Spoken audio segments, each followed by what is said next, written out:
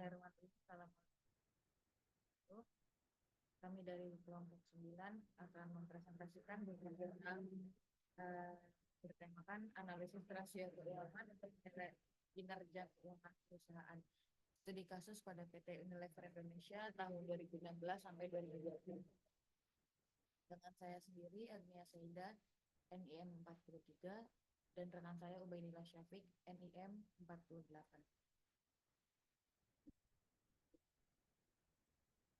Penelitian ini bertujuan untuk menganalisis kinerja keuangan PT Unilever Indonesia dengan menggunakan analisis rasio keuangan. Fokus utama adalah pada rasio likuiditas, solvabilitas, dan profitabilitas untuk menilai kinerja perusahaan dari tahun 2016 hingga 2020. Teori yang digunakan analisis rasio keuangan sebagai alat untuk mengevaluasi kinerja keuangan perusahaan. Rasio likuiditas, solvabilitas, dan profitabilitas sebagai indikator utama dalam menilai kesehatan finansial perusahaan. Hipotesisnya untuk jurnal ini tidak ada hipotesis yang tertera di dalam jurnal tersebut, tetapi dapat disimpulkan bahwa kinerja keuangan PT Unilever Indonesia akan bervariasi berdasarkan analisis rasio yang dilakukan.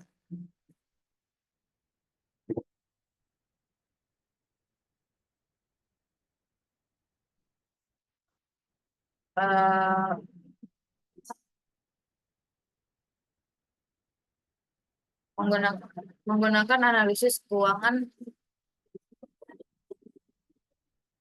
untuk menghubungkan elemen-elemen dan menilai kinerja keuangan perusahaan.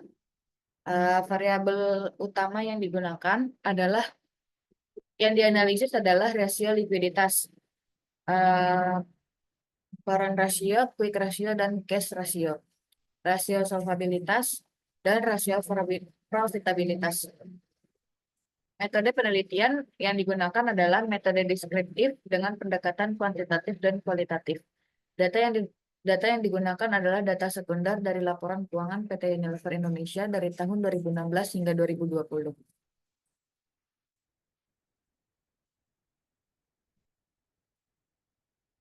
Baik, melanjutkan.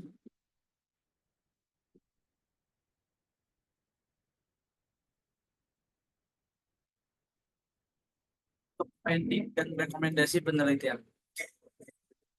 Finding sendiri yang kami temukan dalam jurnal tersebut, yang pertama ialah kinerja keuangan PT Unilever Indonesia berdasarkan rasio likuiditas menunjukkan hasil yang kurang baik, yang mana hasilnya berada di bawah standar industri. Lalu untuk poin yang kedua, rasio solvabilitas juga menunjukkan hasil yang tidak baik dengan nilai di atas standar industri, yang mana menandakan risiko yang lebih tinggi. Lalu untuk poin yang ketiga, rasio profitabilitas menunjukkan hasil yang sangat baik, berada di atas standar industri. Untuk rekomendasi untuk dari jurnal ini ialah PT Unilever Indonesia perlu meningkatkan likuiditas dengan mengurangi persediaan atau utang lancar. Lalu yang kedua adalah meningkatkan modal untuk memperbaiki solvabilitas. Dan yang ketiga ialah meningkatkan penjualan dan mengurangi biaya untuk meningkatkan profitabilitas. Meskipun hasil saat ini sudah menunjukkan performa yang baik. Lalu untuk critical review, yang pertama berkaitan dengan teori manajemen keuangan.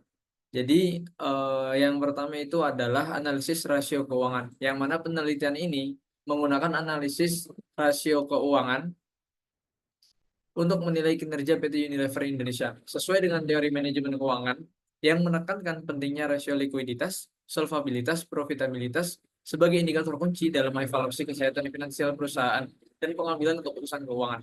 Lalu untuk yang kedua itu ialah pengelolaan likuiditas, yang mana dalam penelitian ini menunjukkan bahwa PT Unilever Indonesia memiliki rasio likuiditas yang kurang baik, yang berkaitan dengan teori pengelolaan likuiditas. Teori manajemen keuangan menekankan pentingnya likuiditas untuk memenuhi kewajiban jangka pendek dan menjaga kelangsungan operasional perusahaan. Lalu kaitannya pula dengan teori investasi.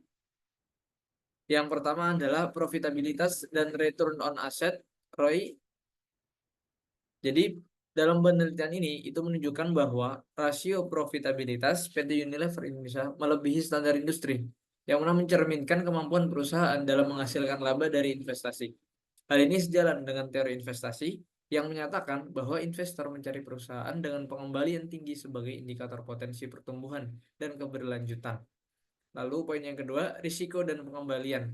Jadi, teori investasi itu menekankan hubungan antara risiko dan pengembalian. Jadi penelitian ini menunjukkan bahwa rasio solvabilitas yang tinggi pada PT Unilever Indonesia mengindikasikan risiko yang lebih besar yang dapat mempengaruhi keputusan investasi. Karena investor mempertimbangkan risiko saat mengevaluasi potensi investasi.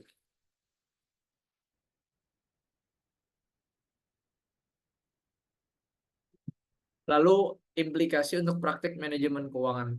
Jadi yang bisa kita ambil dari jurnal ini ialah jadi dalam segi pengambilan keputusan yang strategis.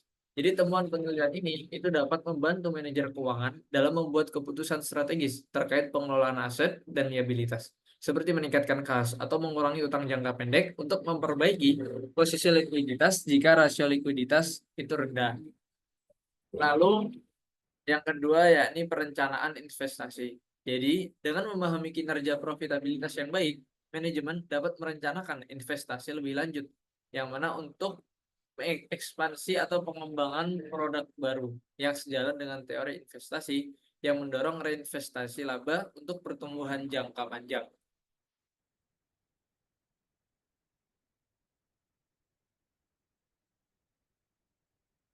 Baik, untuk kesimpulan dari jurnal yang kami review ini, penelitian dalam jurnal ini sangat relevan dengan teori-teori manajemen keuangan dan investasi yang telah dipelajari. Penelitian ini tidak hanya memberikan wawasan tentang kinerja keuangan PT Unilever Indonesia, tetapi juga menawarkan implikasi praktis yang dapat digunakan oleh manajer keuangan dan investor dalam pengambilan keputusan yang lebih baik. Mungkin cukup sekian dari kelompok 9, kurang lebihnya mohon maaf. Wassalamualaikum warahmatullahi wabarakatuh.